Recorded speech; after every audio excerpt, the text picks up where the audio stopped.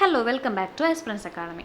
Okay, നമ്മൾ അതിൻ്റെ ബാക്കി ക്വസ്റ്റ്യൻസ് നോക്കാൻ പോകുന്നത് അടുത്ത 23ാമത്തെ ക്വസ്റ്റ്യൻ ആണ്. കേരള സംസ്ഥാന ദുരന്ത നിവാരണ അതോറിറ്റിയുടെ ചെയർമാൻ ആരാണ്? കേരള സംസ്ഥാന ദുരന്ത നിവാരണ അതോറിറ്റിയുടെ ചെയർമാൻ ആണ് ആര്? മുഖ്യമന്ത്രി കേട്ടോ. കേരള സംസ്ഥാന ദുരന്ത നിവാരണ അതോറിറ്റിയുടെ ചെയർമാൻ മുഖ്യമന്ത്രിയാണ്. വൈസ് ചെയർമാൻ ആണെങ്കിൽ അത് റവന്യൂ വകുപ്പ് മന്ത്രിയുമാണ്. വൈസ് വന്നിട്ട് റവന്യൂ വകുപ്പ് മന്ത്രി. ഇനി കേരള ദുരന്ത നിവാരണ അതോറിറ്റി രൂപീകൃതമായ വർഷം എന്നാണ്? കേരള ദുരന്ത നിവാരണ അതോറിറ്റി രൂപീകൃതമായ വർഷം 2007 മെയ് 4 കേട്ടോ. 2007 മെയ് 4 കേരള ദുരന്ത നിവാരണ അതോറിറ്റിയുടെ വൈസ് ചെയർമാൻ റവന്യൂ പറഞ്ഞു. കേരള ദുരന്ത നിവാരണ അതോറിറ്റിയുടെ അംഗങ്ങളുടെ എണ്ണം 10 കേട്ടോ. കേരള ദുരന്ത നിവാരണ അതോറിറ്റിയുടെ അംഗങ്ങളുടെ എണ്ണം 10. കേരള സംസ്ഥാന ദുരന്ത നിവാരണ അതോറിറ്റി ലക്ഷ്യങ്ങൾ നോക്കിക്കോ. പ്രകൃതി ദുരന്ത സാധ്യതയുള്ള മേഖലകൾ കണ്ടെത്തുക, സംസ്ഥാനത്തിന് ഒരു ദുരന്ത നിവാരണ നയം രൂപീകരിക്കുക, വിവിധ വകുപ്പുകളെ ഉൾപ്പെടുത്തി ദുരന്ത നിവാരണ പദ്ധതി ആസൂത്രണം ചെയ്യുക. ഇനി ജില്ലാതല ദുരന്ത നിവാരണ കമ്മിറ്റിയുടെ ചെയർമാൻ ചോദിച്ചാൽ അത് ജില്ലാ കളക്ടറാണ് കേട്ടോ. ജില്ലാതല ദുരന്ത നിവാരണ കമ്മിറ്റിയുടെ ചെയർമാനാണ് ജില്ലാ കളക്ടർ. ഓക്കെ, പിന്നെ ദുരന്ത നിവാരണവുമായിട്ടും ബന്ധപ്പെട്ട് നമ്മൾ പ്രീവിയസ് ക്വസ്റ്റ്യൻ പേപ്പേഴ്സിൽ ഡിസ്കസ് ചെയ്തിട്ടുണ്ട്. അതുമായിട്ട് റിലേറ്റഡ് ആയിട്ടുള്ള യെല്ലോ അലേർട്ട്, ഓറഞ്ച് അലേർട്ട് ഒക്കെ എന്താണെന്ന് കൃത്യമായിട്ട് നമ്മൾ ഡിസ്കസ് ചെയ്തിട്ടുണ്ട്. അതിപ്പോൾ ഡിസ്കസ് ചെയ്യുന്നില്ല. ഓക്കെ, അപ്പോൾ ഇതൊക്കെ പഠിച്ചു വെക്കാം. അടുത്ത ക്വസ്റ്റ്യനാണ് ഓപ്പറേഷൻ പി ഹണ്ട് ലക്ഷ്യം വെക്കുന്നത് എന്താണെന്ന്? ഓപ്പറേഷൻ പി ഹണ്ട് ലഹരി പദാർത്ഥങ്ങളുടെ വ്യാപനം തടയുക, വനവിഭവങ്ങളുടെ സംരക്ഷണം ഉറപ്പുവരുത്തുക, മനുഷ്യക്കടത്ത് തടയുക, കുട്ടികളുടെ അശ്ലീല ചിത്രങ്ങൾ പ്രചരിപ്പിക്കുന്നത് തടയുക. അപ്പോൾ എന്താണ് ഇതിൻ്റെ ഉത്തരം? കുട്ടികളുടെ അശ്ലീല ചിത്രങ്ങൾ പ്രചരിപ്പിക്കുന്നത് തടയുകയാണ് പി ഹണ്ട് കേട്ടോ. ആ പി എന്ന് പറയുന്നത് പോണോഗ്രഫി എന്നുള്ള മീനിങ് ആണ്. അപ്പോൾ പി ഹണ്ട് അതാണ് ഉദ്ദേശിക്കുന്നത്. ഡി ഹണ്ട് ആണ് നമ്മുടെ ലഹരി പദാർത്ഥങ്ങളുടെ വ്യാപനമൊക്കെ തടയാൻ വേണ്ടിയിട്ട് കൊണ്ടുവന്ന പദ്ധതിയാണ്. ഓപ്പറേഷൻ ഇല്ല, ഡി ഹണ്ട് പദ്ധതിയാണ്. D hunt. ഓക്കെ, സ്കൂളുകളിൽ പോകാനാകാതെ വീട്ടിലിരിക്കേണ്ടി വരുന്ന കുട്ടികളുടെ മാനസിക പ്രശ്നങ്ങൾ പരിഹരിക്കാൻ പോലീസ് വകുപ്പ് ഏർപ്പെടുത്തിയ ഹെൽപ്പ് ലൈൻ. അതായത് ഈ കോവിഡിൻ്റെ ഒക്കെ സമയത്താണ് മെയിനായിട്ട് നമ്മൾ ഇതിനെപ്പറ്റിയും പറഞ്ഞിട്ടുള്ളത്. മറ്റേ കോവിഡ് റിലേറ്റഡ് ഫാക്ട്സ് ഡിസ്കസ് ചെയ്തപ്പോൾ ഇതിനെപ്പറ്റി പറഞ്ഞതാണ്. 2020 ഫോം ചെയ്തതാണ്. 2020 വന്ന പദ്ധതിയാണ്. കേരള പോലീസിൻ്റെ അണ്ടറിൽ വന്നതാണ്.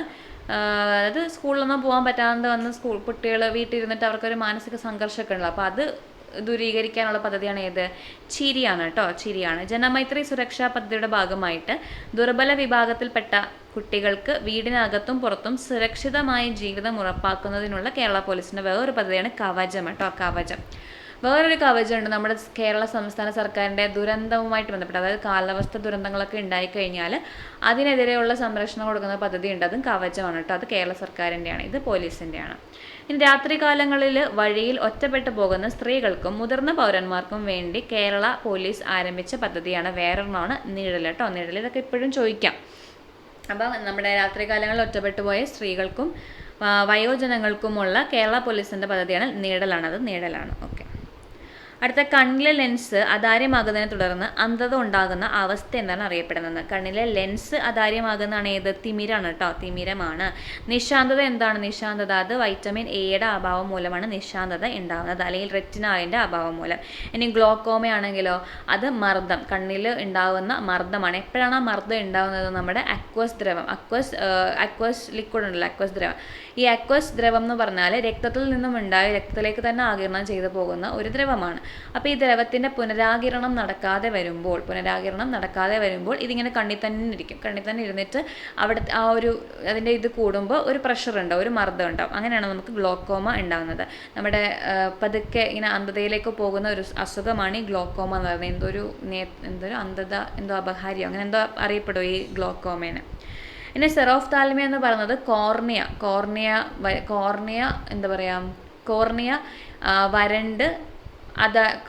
വരണ്ട് അതാര്യമാകുന്നതാണ് സെറോഫ്താൽമിയ കേട്ടോ. കോർണിയ വരണ്ട് അതാര്യമാകുന്നതാണ്. അതും നമ്മുടെ വൈറ്റമിൻ എയുടെ അഭാവം മൂലമാണ് ഈ സെറോഫ്താൽമിയം ഉണ്ടാകുന്നത്. ഓക്കെ, ഇനി അടുത്ത ക്വസ്റ്റ്യൻ ആണ്. മനുഷ്യനിൽ ജീവകം B3 അല്ലെങ്കിൽ നിയാസിൻ്റെ അഭാവം മൂലം ഉണ്ടാകുന്ന രോഗം ഏതാണെന്ന്? B3 അല്ലെങ്കിൽ നിയാസിൻ്റെ അഭാവം മൂലം ഉണ്ടാകുന്ന രോഗമാണ് ഏത്? പെല്ലഗ്ര കേട്ടോ. പെല്ലഗ്രയാണ് B3 അല്ലെങ്കിൽ നിയാസിൻ്റെ അഭാവം മൂലം ഉണ്ടാകുന്ന രോഗം. അപ്പോൾ സ്കർവി എന്തിൻ്റെയാണ്? സ്കർവി അത് വൈറ്റമിൻ സിൻ്റെതും. റിക്കറ്റ്സ് അല്ലെങ്കിൽ കണ അതും അല്ലെങ്കിൽ പിള്ളവാദം എന്നോട് ചോദിക്കും. കാരണം ഇത് ഒരു 2 ദിവസം അല്ല ഒരാഴ്ച മുന്നേ ഉള്ളൊരു പേപ്പറിലെ ക്വസ്റ്റ്യൻ ആയിരുന്നു. പിള്ളവാദം ഏത് വൈറ്റമിൻ്റെ അഭാവമാണ്? അപ്പോൾ ഈ റിക്കറ്റ്സ് കാണാൻ വേറൊരു പേരാണ് പിള്ളവാദം എന്ന് പറയുന്നത്. പിള്ളവാദം എന്തിൻ്റെ അപര്യാപ്തതയാണ്? വൈറ്റമിൻ ഡിയുടെ അപര്യാപ്തമാണ് കേട്ടോ. പിള്ളവാദം പോളിയോയും ഉണ്ട്. പോളിയോയും വിറ്റമിൻ ഡിയുടെ ഒരു അപര്യാപ്തമായിട്ട് പറയാൻ നമുക്ക്. ബെറി ആണെങ്കിലോ ബെറി വൈറ്റമിൻ B1 അപര്യാപ്തം മൂലമാണ് ബെറി ഉണ്ടാകുന്നത്. ഓക്കെ, ഇനി നമ്മുടെ പെർനീഷ്യസ് അനീമിയ എന്തിൻ്റെ അഭാവം മൂലം ഉണ്ടാകുന്നതാണ്? പെർനീഷ്യസ് അനീമിയ അത് നമ്മുടെ ഏതാണ് നമ്മുടെ B12 സയൻറ്റിഫിക് നെയിം എന്താണ്? Vitamin B12. കൊബാലുമിൻ ആയിരുന്നു, എന്തോ ഒരു കൊബാലുമിൻ കേട്ടോ, പെട്ടെന്ന് നാക്കിലിട്ട് വരുന്നില്ല. കൊബാലുമിൻ എന്നറിയപ്പെടുന്ന വൈറ്റമിൻ B12 പെർനീഷ്യസ് അനീമിയൻ്റെ അഭാവം. ഇനി മെഗലോബ്ലാസ്റ്റിക് അനീമിയ എന്തിൻ്റെ അഭാവം മൂലം ഉണ്ടാകുന്നതാണ്? മെഗലോബ്ലാസ്റ്റിക് അനീമിയ അത് B9 ഫോളിക് ആസിഡ് എന്നറിയപ്പെടുന്ന B9 മെഗലോബ്ലാസ്റ്റിക് അനീമിയ. ഇനി മൈക്രോസിസ്റ്റിക് അനീമിയ എന്തിൻ്റെ അഭാവം മൂലമാണ്? മൈക്രോസിസ്റ്റിക് അനീമിയ B6 കേട്ടോ, പിരിഡോക്സിൻ എന്നറിയപ്പെടുന്ന B6ൻ്റെ അഭാവം മൂലം ഉണ്ടാകുന്നതാണ് നമ്മുടെ മൈക്രോസിസ്റ്റിക് അനീമിയ എന്നറിയപ്പെടുന്നത്. ഓക്കെ, ഇനി അടുത്ത ക്വസ്റ്റ്യൻ ആണ്, എലിപ്പനിക്ക് കാരണമാകുന്ന രോഗാണു ഏത് വിഭാഗത്തിൽപ്പെട്ടവയാണ്? എലിപ്പനിക്ക് കാരണമാകുന്ന രോഗാണു ഏത് വിഭാഗത്തിൽപ്പെട്ടതാണ്? അത് ബാക്ടീരിയ ആണ് കേട്ടോ. എലിപ്പനി ഒഴികെയുള്ള ബാക്കി എല്ലാ പനികളും എന്താണ്? വൈറസ് ആണ്. പഞ്ചാമ്പനി, റുബെല്ല, ഇൻഫ്ലുവൻസ അതെല്ലായിടത്ത വൈറസ് ആണ്. പക്ഷേ എലിപ്പനി എന്ന് പറയുന്നത് മാത്രമാണ് ബാക്ടീരിയയിൽ വരുന്നത്. ഈ എലിപ്പനീൻ്റെ ഏത് ബാക്ടീരിയയാണ്? ലെപ്റ്റോസ്പൈറ ഹെമറേജിയ കേട്ടോ. ലെപ്റ്റോസ്പൈറ ഹെക്ടറോ ആണ് എലിപ്പനിക്ക് കാരണമാകുന്ന ബാക്ടീരിയയുടെ പേര്. എലിപ്പനിയിലൂടെയും നായ്ക്കളിലൂടെയും മറ്റു ചില മൃഗങ്ങളിലൂടെയും മൂത്രത്തിലൂടെ പുറത്തെത്തുന്ന ബാക്ടീരിയ കെട്ടിക്കിടക്കുന്ന വെള്ളത്തിലും ഈർപ്പത്തിലും നിലനിൽക്കുന്നു. ബാക്ടീരിയ മുറിവിലൂടെ രക്തത്തിലെത്തിയാൽ ശരീരകലകളെ ബാധിക്കുകയും ചില ടോക്സിനുകൾ ഉൽപ്പാദിപ്പിക്കുകയും ചെയ്യുന്നു. ബാക്ടീരിയ ശരീരത്തിൽ പ്രവേശിച്ചു കഴിഞ്ഞാൽ ദ്വിവിഭജനത്തിലൂടെ പെരുകുന്നു. അപ്പോൾ ബാക്ടീരിയ എങ്ങനെയാണ് നമ്മുടെ ശരീരത്തിൽ വിഭജിക്കുന്നത്? ദ്വിവിഭജനത്തിലൂടെയാണ്. കാരണം അത് ക്രമഭംഗം എന്നൊക്കെ കേട്ടിട്ടുള്ളൂ. ക്രമഭംഗത്തിലൂടെ മാത്രമേ അത് വിഭജിക്കുള്ളൂ. അപ്പോൾ ദ്വിവിഭജനത്തിലൂടെയാണ് ബാക്ടീരിയ നമ്മുടെ ഉള്ളിലേക്ക് എത്തിക്കഴിഞ്ഞാൽ വിഭജിക്കുന്നത്. വേണമെങ്കിൽ ചോദിക്കാം, നമ്മുടെ ബാക്ടീരിയ എങ്ങനെയാണ് ഉള്ളിലെത്തിയ വിഭജിക്കുന്നത് ചോദിച്ചാൽ അത് ദ്വിവിഭജനമാണ്. ഇവ രക്തലോമികളിൽ തകരാറുണ്ടാക്കുകയും ആന്തരിക രക്തസ്രാവത്തിന് കാരണമാവുകയും ചെയ്യും. വേണമെങ്കിൽ ഇങ്ങനെ ചോദിക്കാം, രക്തലോമികളിൽ തകരാറുണ്ടാക്കുകയും ആന്തരിക രക്തസ്രാവത്തിന് കാരണമാവുകയും ചെയ്യുന്ന ഏത് അസുഖമാണ് താഴെ കൊടുത്തിരിക്കുന്നത്? ഏതാണ്? എലിപ്പനിയാണ് കേട്ടോ. എലിപ്പനിയുടെ മുഖ്യ ലക്ഷണങ്ങൾ ശക്തമായ പനി, തലവേദന, പേശിവേദന, കണ്ണിനുണ്ടാകുന്ന ചുവപ്പ് നിറം, ഇതൊക്കെയാണ് ഇതിൻ്റെ മുഖ്യ ലക്ഷണങ്ങൾ. ഓക്കെ, അടുത്ത ക്വസ്റ്റ്യനിലോട്ട് പോവാം. എയ്ഡ്സിന് കാരണമായ HIV മനുഷ്യ ശരീരത്തിൽ പ്രവേശിച്ചാൽ താഴെ പറയുന്ന ഏതൊക്കെ പ്രവർത്തനങ്ങൾ നടക്കുന്നു?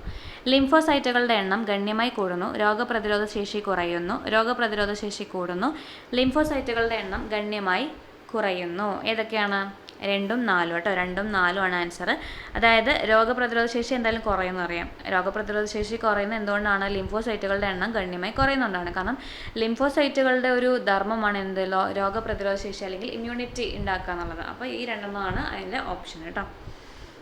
ഇതിൽ എന്ത് കൂടുതൽ പറയാനുള്ളതൊന്നുമില്ല. അടുത്ത ക്വസ്റ്റ്യൻ, 2021 ലോക പരിസ്ഥിതി ദിന സമ്മേളനത്തിന് ആതിഥേയത്വം വഹിച്ച രാജ്യം ഏതാണെന്ന് ക്വസ്റ്റ്യൻ. 2021 അതൊന്ന് നോക്കി വെച്ചോ. ഇടയ്ക്ക് എവിടെയോ 2 വർഷം മുന്നേ ഉള്ളത് അങ്ങനെ എന്തൊന്നും ചോദിച്ചിട്ടുണ്ടായിരുന്നു. ഏതാണ് 2021 ആതിഥേയത്വം വഹിച്ച രാജ്യം? പാകിസ്ഥാനാണ് കേട്ടോ. 2021 ലോക പരിസ്ഥിതി ദിന സമ്മേളനത്തിന് ആതിഥ്യം വഹിച്ചത് 2021 പാകിസ്ഥാനാണ്. ഇനി 2022 അത് സ്വീഡൻ വരും. 2023 ഐവറി കോസ്റ്റ് വരും. ഇനി ഇപ്പോൾ 2024 അത് നമ്മുടെ സൗദി അറേബ്യയാണ് കേട്ടോ. സൗദി അറേബ്യയാണ്. ഇനി 2024 തീമൊക്കെ നോക്കി വെക്കാം കേട്ടോ. എനിക്ക് അതിൻ്റെ ഒരു ഭാഗം മാത്രം ഓർമ്മയുള്ളൂ. ഡെസർട്ടിഫിക്കേഷൻ, റീസ്റ്റോറേഷൻ എന്നൊക്കെ പറഞ്ഞിട്ടൊരു തീമായിരുന്നു. അപ്പോൾ അതൊക്കെ നോക്കി വെക്കുക. 2023 സൊല്യൂഷൻസ് ഫോർ പ്ലാസ്റ്റിക് പൊല്യൂഷൻ, പിന്നെ എൻ്റെ ക്യാമ്പയിൻ്റെ പേര് ബീറ്റ് പ്ലാസ്റ്റിക് പൊല്യൂഷൻ എന്നൊക്കെ ആയിരുന്നു. ഇനി അപവർത്തനം എന്ന പ്രതിഭാസത്തിൽ പ്രകാശത്തിൻ്റെ ഏത് സവിശേഷതയാണ് മാറ്റം സംഭവിക്കാത്തത്? അപവർത്തനം എന്ന പ്രതിഭാസത്തിൽ പ്രകാശത്തിൻ്റെ ഏത് സവിശേഷതയാണ് മാറ്റം സംഭവിക്കാത്തത്? തരംഗദൈർഘ്യം, ആവൃത്തി, ആയതി, പ്രവേഗം. ഏതിനാണ് മാറ്റം സംഭവിക്കാത്തത്? അത് ആയതിയാണ് കേട്ടോ. ആയതിയല്ല, ഏതാണ്? ആവർത്തി കേട്ടോ. ആവർത്തി അല്ലെങ്കിൽ എന്താ പറയും? ഫ്രീക്വൻസിക്കാണ്. അല്ലെങ്കിൽ ഒരു ലൈറ്റ് ഒരു മീഡിയത്തിൽ നിന്ന് മറ്റൊരു മീഡിയത്തിലേക്ക് ട്രാവൽ ചെയ്യുമ്പോൾ അതിൻ്റെ ഏത് ഗുണത്തിനാണ് മാറ്റം സംഭവിക്കാത്തത് എന്ന് ചോദിച്ചാൽ ഏത് തന്നെയാണ്? ആവർത്തി അല്ലെങ്കിൽ ഫ്രീക്വൻസിയാണ്. അപ്പോൾ അപവർത്തനം എന്ന പ്രതിഭാസം അങ്ങനെ അവർ ഇൻഡയറക്റ്റായിട്ട് ചോദിച്ചാലും അതെന്താണ്? അത് ആവർത്തി തന്നെയാണ് കേട്ടോ. ആവർത്തിയാണ്. ഒരു സ്വകാര്യ മാധ്യമത്തിൽ നിന്നും പ്രകാശിക സാന്ദ്രതയിൽ വ്യത്യാസമുള്ള മറ്റൊരു മാധ്യമത്തിലേക്ക് പ്രകാശം ചരിഞ്ഞു പതിക്കുമ്പോൾ മാധ്യമത്തിൻ്റെ വിഭജനതലത്തിൽ വെച്ച് അതിൻ്റെ പാതയ്ക്ക് വ്യതിയാനം സംഭവിക്കും. ഇതിനെയാണ് നമ്മൾ എന്ത് വിളിക്കുന്നത്? അപവർത്തനം എന്ന് വിളിക്കുന്നത് കേട്ടോ. ഒരു മീഡിയത്തിൽ നിന്ന് മറ്റൊരു മീഡിയത്തിലേക്ക് പോകുമ്പം ഈ മീഡിയത്തിൻ്റെ സാന്ദ്രത വ്യത്യാസം കാരണം നമ്മുടെ ലൈറ്റിൻ്റെ ആ ഒരു ഡയറക്ഷൻ മാറും. അതിനാണ് അപവർത്തനം എന്ന് വിളിക്കുന്നത്. ഇനി പ്രകാശിക സാന്ദ്രത കൂടിയ മാധ്യമത്തിൽ നിന്ന് കുറഞ്ഞ മാധ്യമത്തിലേക്ക് പ്രകാശം ചരിഞ്ഞു പതിക്കുമ്പോൾ അപവർത്തന രശ്മിയുടെ പാത ലംബത്തിൽ നിന്നും എങ്ങനെയായിരിക്കും? അകലുമോ അതോ അടുക്കുമോ? അകലും കേട്ടോ. പ്രകാശിക സാന്ദ്രത കൂടിയ മാധ്യമത്തിൽ നിന്നും കുറഞ്ഞ മാധ്യമത്തിലേക്കാണ് പോകുന്നത്, അപ്പോൾ അത് അകലും. ഇനി പ്രകാശിക സാന്ദ്രത കുറഞ്ഞ മാധ്യമത്തിൽ നിന്നും കൂടിയ മാധ്യമത്തിലേക്കാണ് നമ്മുടെ പ്രകാശരശ്മി ചരിഞ്ഞ് പതിക്കുന്നതെങ്കിൽ അപവർത്തന രശ്മി എന്തായിരിക്കും, ലംബത്തോട് അടുക്കും. അപ്പോൾ കൂടിയ മാധ്യമത്തിലേക്കാണ് പോകുന്നതെങ്കിൽ നമ്മുടെ ലംബത്തിനോട് അടുക്കുകയും ചെയ്യും. കുറഞ്ഞ മാധ്യമത്തിലൂടെ, അതായത് സാന്ദ്രത കുറഞ്ഞ മാധ്യമത്തിലൂടെ പോകുന്നതെങ്കിൽ അത് നമ്മുടെ നോർമലോട് എന്ത് ചെയ്യും, അകലുമാണ് ചെയ്യുന്നതെന്ന് പഠിക്കാം. സുതാര്യമായ ഒരു ട്രിഫിൾ പെൻസിൽ ചരിച്ചു വെച്ചതിന് ശേഷം അതിലേക്ക് മുകൾ ഭാഗം ജലം ഒഴിക്കുകയാണെങ്കിൽ പെൻസിലിൻ്റെ ജലത്തിനടിയിലുള്ള ഭാഗം സ്ഥാനം മാറിയതായി അല്ലെങ്കിൽ കുറച്ച് അല്പം പൊങ്ങിയതായിട്ട് കാണപ്പെടാനുള്ള കാരണം ഏത് പ്രതിഭാസം തന്നെയാണ്, അപവർത്തനം തന്നെയാണ്. പ്രകാശത്തിൻ്റെ ശൂന്യതയിലെ വേഗവും മാധ്യമത്തിലെ വേഗവും തമ്മിൽ അനുപാതം സൂചിപ്പിക്കുന്ന സ്ഥിരസംഖ്യയാണ് എന്താ വിളിക്കുന്നത്, പ്രകാശത്തിൻ്റെ ശൂന്യതയിലെ വേഗത, speed of light in vacuum by speed of light in any medium. അതിൻ്റെ ആ ഒരു റേഷ്യോനെ എന്താണ് വിളിക്കുന്നത്, അപവർത്തനാങ്കം അല്ലെങ്കിൽ റിഫ്രാക്റ്റീവ് ഇൻഡെക്സ് എന്നാണ് വിളിക്കുന്നത്. നമ്മൾ കഴിഞ്ഞോട്ടം പറഞ്ഞിരുന്നല്ലോ റിഫ്രാക്റ്റീവ് ഇൻഡെക്സ് ഏറ്റവും കൂടുതലുള്ളത് ഇതിനാണ്, ഡയമണ്ടിനാന്നൊക്കെ നമ്മൾ പറഞ്ഞിരുന്നു. ഇനി കടന്നു പോകുന്ന പ്രകാശത്തിന് തരംഗദൈർഘ്യം കൂടുമ്പോൾ അപവർത്തനാങ്കം എന്താ ചെയ്യുന്നത്, തരംഗദൈർഘ്യം കൂടുതലാണെങ്കിൽ അപവർത്തനാങ്കം എങ്ങനെയായിരിക്കും, കുറവായിരിക്കും കേട്ടോ. അപ്പോൾ തരംഗദൈർഘ്യം കൂടുതൽ അല്ലെങ്കിൽ സ്പീഡ്, ലൈറ്റിൻ്റെ സ്പീഡ് കൂടുതലാണ് എന്നൊക്കെ ഉദ്ദേശിച്ച് കഴിഞ്ഞാൽ അവിടുത്തെ ആ ഒരു മീഡിയത്തിൻ്റെ അപവർത്തനാങ്കം എങ്ങനെയായിരിക്കും, കുറവായിരിക്കും. അപവർത്തനാങ്കം കുറഞ്ഞ മീഡിയത്തിലൂടെ ആയിരിക്കും പ്രകാശം കൂടുതൽ സ്പീഡിൽ പോകുന്നത്, അതായത് തരംഗദൈർഘ്യം കുറവായിരിക്കും എന്നർത്ഥം കേട്ടോ. ഓക്കെ, അടുത്ത ക്വസ്റ്റ്യൻ. ഗോളാകൃതിയിലുള്ള ഭൂമിയുടെ ഉപരിതലത്തിൽ ഒരു വസ്തുവിന് 5 കിലോഗ്രാം പിണ്ഡമുണ്ട്. ആ വസ്തുവിനെ ഭൂമിയുടെ കേന്ദ്ര ബിന്ദുവിൽ എത്തിച്ചാൽ പിണ്ഡം ഡാഷ് എത്രയായിരിക്കും. ഇത് വലിയൊരു ഭയങ്കര ട്വിസ്റ്റ് ആയിട്ടുള്ള ക്വസ്റ്റ്യനാണ്. മിക്ക ഉള്ളവർക്കും ഇതെന്താ നെഗറ്റീവ് വരാൻ ചാൻസ് ഉള്ളൊരു ക്വസ്റ്റ്യനാണ്. കാരണം പിണ്ഡത്തിൻ്റെ ചേഞ്ചാണ് ചോദിച്ചിരിക്കുന്നത്. ഭൂമിയുടെ ഉപരിതലത്തിൽ 5 കിലോഗ്രാം ആയിരുന്നു, അതിനെ കേന്ദ്ര ബിന്ദുവിൽ കൊണ്ടുവരുമ്പോൾ എന്താ പിണ്ഡത്തിന് വ്യത്യാസമൊന്നും വരത്തില്ല. പിണ്ഡം എത്ര തന്നെയായിരിക്കും, 5 കിലോഗ്രാം തന്നെ ആയിരിക്കും കേട്ടോ. എന്തിനാണ് പിന്നെ വ്യത്യാസം വരുന്നത്, അത് വെയിറ്റിനാണ്, ഭാരത്തിനാണ് വ്യത്യാസം വരുന്നത്. പിണ്ഡം എവിടെ നിന്ന് എവിടെ കൊണ്ടില്ല, ഇപ്പോൾ എർത്തിൽ നിന്ന് മൂണി കൊണ്ടുപോയാൽ പോലും പിണ്ഡത്തിന് വ്യത്യാസം വരുന്നില്ല. ഇനി വസ്തുവിൽ അടങ്ങിയിരിക്കുന്ന ദ്രവ്യത്തിൻ്റെ അളവിനെയാണ് നമ്മൾ പിണ്ഡം അല്ലെങ്കിൽ ദ്രവ്യമാനം എന്ന് വിളിക്കുന്നത്. ഒരു വസ്തുവിൽ അടങ്ങിയിരിക്കുന്ന ദ്രവ്യത്തിൻ്റെ അളവാണ്. നിശ്ചലമായ ഒരു വസ്തുവിൻ്റെ പിണ്ഡവും ഊർജ്ജവും സമമായിരിക്കും. നിശ്ചലമായിട്ടുള്ളൊരു വസ്തുവാണെങ്കിൽ അതിൻ്റെ പിണ്ഡം അതിൻ്റെ ഊർജ്ജം എന്തായിരിക്കും, ഈക്വൽ ആയിരിക്കും. ഇനി പിണ്ഡം അളക്കുന്ന SI യൂണിറ്റ് ആണ് എന്താ, കിലോഗ്രാമാണ്. കണികകളുടെ പിണ്ഡം അളക്കുന്നതിനുള്ള യൂണിറ്റ് ആണെങ്കിൽ അത് ഇലക്ട്രോൺ വോൾട്ടാണ്. കണികകളുടെ പിണ്ഡം അളക്കാൻ ഇലക്ട്രോൺ വോൾട്ടിൽ അളക്കണം. ഇനി ഇലക്ട്രോൺ വോൾട്ട് എന്നത് അടിസ്ഥാനപരമായി ഊർജ്ജത്തിൻ്റെ അളവാണ്. എന്നാൽ പിണ്ഡവും ഊർജ്ജവും തമ്മിലുള്ള തുല്യത കാരണം ഇത് പിണ്ഡത്തിൻ്റെ അളവായും ഉപയോഗിക്കാമെന്ന് കേട്ടോ. ഇലക്ട്രോൺ വോൾട്ട് എന്ന് പറഞ്ഞത് ശരിക്കും ഊർജ്ജത്തിൻ്റെ യൂണിറ്റ് ആണ്. ഇനി തന്മാത്രകളുടെ പിണ്ഡം അറ്റോമിക മാസ് യൂണിറ്റിൽ അളക്കുന്നു. തന്മാത്രകളുടെ പിണ്ഡമാണെങ്കിൽ നമ്മൾ അറ്റോമിക് മാസ് യൂണിറ്റിലാണ് അളക്കുന്നത്. പിണ്ഡവും ഭാരവും വ്യത്യസ്തമാണ്. ഗുരുത്വാകർഷണ ബലം ഒരു വസ്തുവിൽ ചെലുത്തുന്ന സ്വാധീനത്തിനാണ് നമ്മൾ എന്ത് വിളിക്കുന്നത്, ഭാരമെന്ന് വിളിക്കുന്നത്. ഒരു വസ്തുവിന് ഭൂമിയിൽ നിന്നും ചന്ദ്രനിലേക്ക് എത്തിക്കുമ്പോൾ അതിൻ്റെ ഭാരം കുറയുമെങ്കിൽ പിണ്ഡത്തിന് മാറ്റമൊന്നും വരുന്നില്ല. നമുക്കറിയാലോ, ഇപ്പോൾ 60 കിലോഗ്രാം വരുന്ന ഒരു ഭാരമുള്ള സാധനം എർത്തിലിരിക്കുകയാണ്, അതിനെ മൂണിലേക്ക് കൊണ്ടുവരുമ്പോൾ അതെന്താവും, 10 കിലോഗ്രാം ആയിട്ട് മാറും. അതായത് എർത്തിലിരിക്കുന്ന ഒരു വസ്തുവിൻ്റെ ഭാരത്തിൻ്റെ 1/6 ഭാരമേ അതിന് നമ്മുടെ മൂണിൽ ഉണ്ടാവുള്ളൂ എന്നുകൂടി പഠിച്ചു വെച്ചേക്കാം.